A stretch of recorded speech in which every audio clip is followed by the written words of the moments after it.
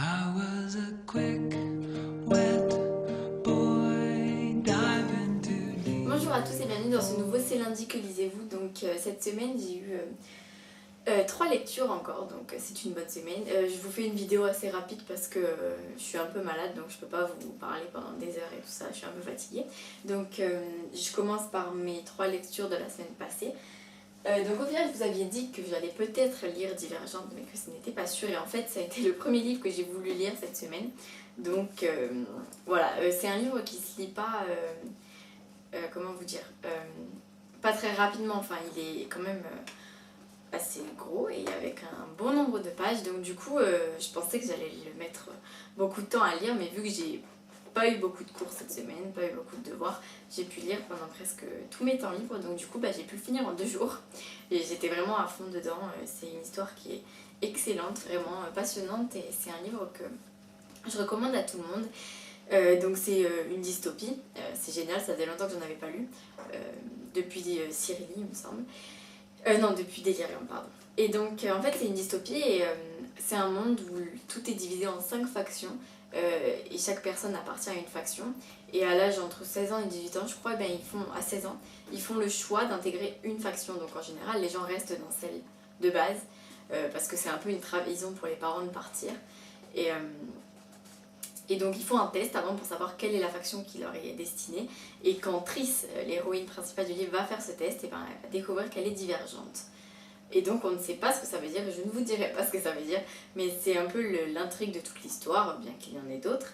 Et donc c'est un livre qui a été mon gros coup de cœur du mois, donc un très bon livre, que je vous recommande beaucoup. Et le film sort le 9 avril au cinéma, donc dans un mois.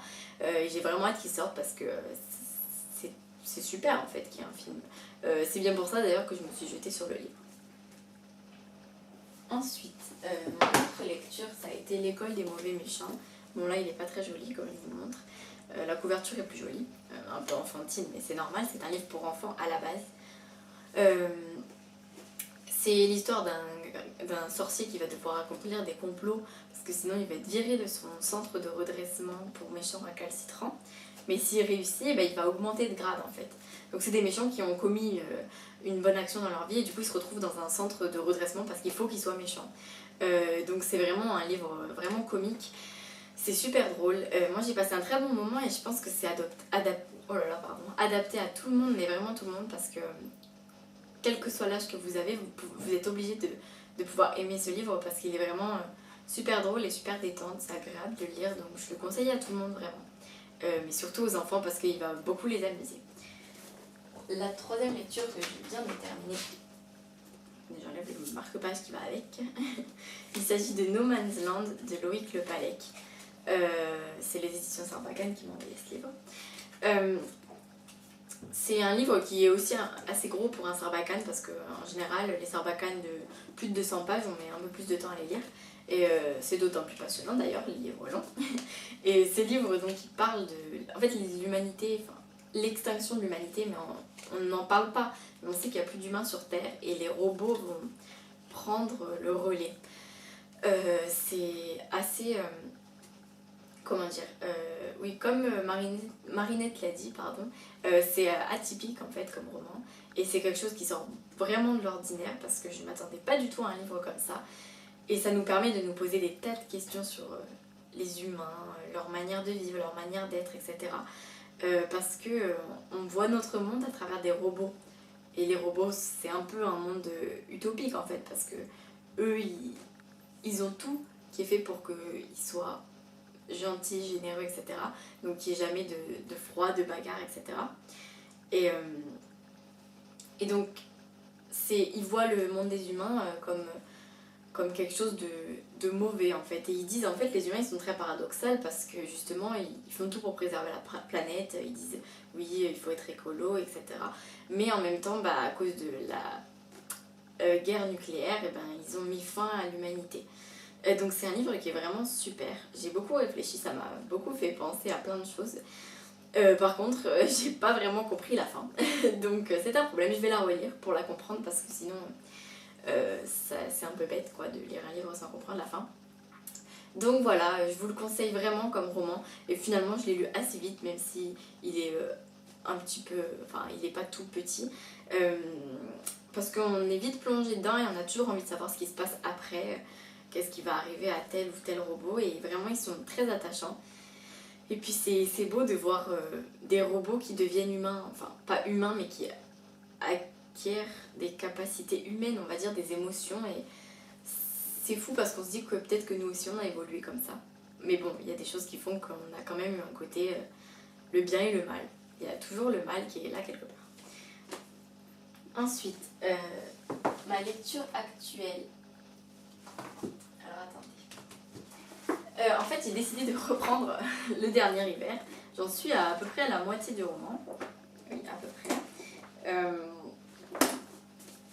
Donc le dernier hiver, la version de poche qui est sortie il y a très longtemps et que les éditions Hachette m'ont envoyé. J'ai vraiment honte de le finir maintenant parce que mais j'arrivais pas. Je sais pas ce qui s'est passé avec ce livre. Pourtant l'histoire est bien, mais j'accroche pas. Enfin c'est bizarre. Et en fait Jean-Luc Marcastel sera au salon du livre de mars, là, le 22, le samedi. Et il sera là toute la journée, donc j'ai dit c'est l'occasion de le faire dédicacer. Donc c'est vrai que je vais arriver avec mon gros format, épreuve non corrigée, c'est un petit peu énorme, mais j'ai pas trop le choix. Et c'est l'occasion justement que je puisse le rencontrer, mais je trouve ça stupide de le rencontrer sans avoir fini son livre. Surtout qu'il est sorti il y a tellement longtemps que j'aurais un peu honte de lui dire non, je l'ai pas terminé.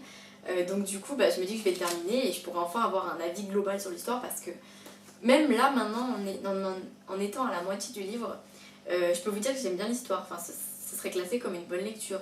Donc si ça se trouve, la suite va faire en sorte que ce soit une lecture excellente, mais c'est juste que j'ai jamais eu le courage de continuer.